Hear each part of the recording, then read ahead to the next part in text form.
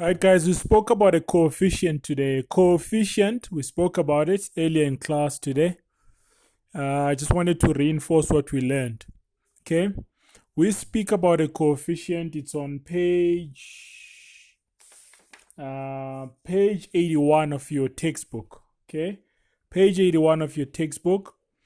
Coefficient is basically a number that is multiplied by a variable. Okay, it's got to be a number multiplied by a variable. Okay, it's a number that multiplies a variable. Okay, we know that a variable is not really it can be represented by any letter, and that letter basically can represent any number in mathematics. Okay, that's what we learn in algebra.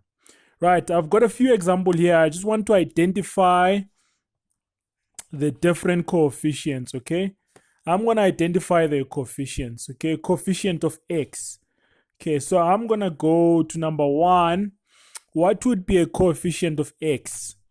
A coefficient of x in this case, we have negative 9x. So how I think about it, if I have x and I just cover 9, when I cover negative 9, what do I need to multiply x by is another way. What number do I need to multiply to get negative 9x? Okay, if I just place my hand over whatever else is so I can see x, and then I ask myself, what do I multiply x by to get that negative 9x? Okay, so then my coefficient of x in this case will be negative 9, because if I multiply negative 9 by x, then I will get negative 9x, which is what I was looking for. Okay, it's easy to make a mistake and say the number that is next to the variable x is 9.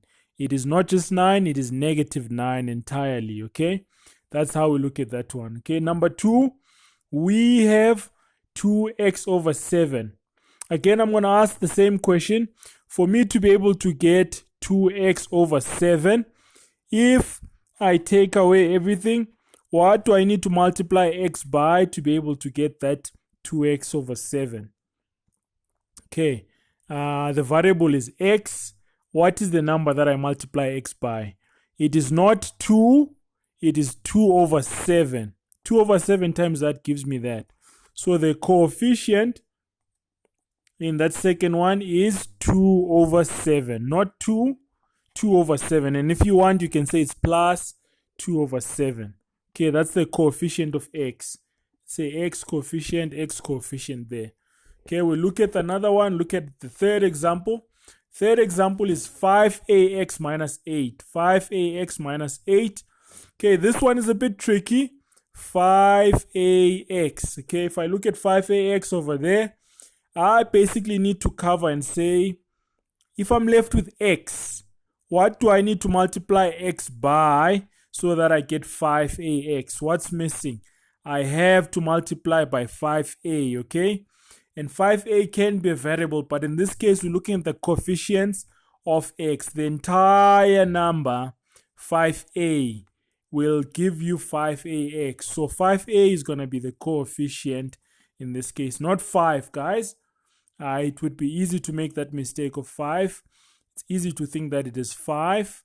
It has got to be the whole thing. So it is 5a. And again, there I can say it's plus 5a if I want.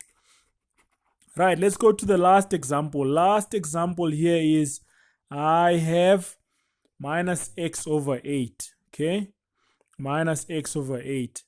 Okay, it's a bit tricky. Tricky again. Firstly, I have a negative here. I've got to account for the negative. For me to get that, I have to multiply by negative 1 over 8.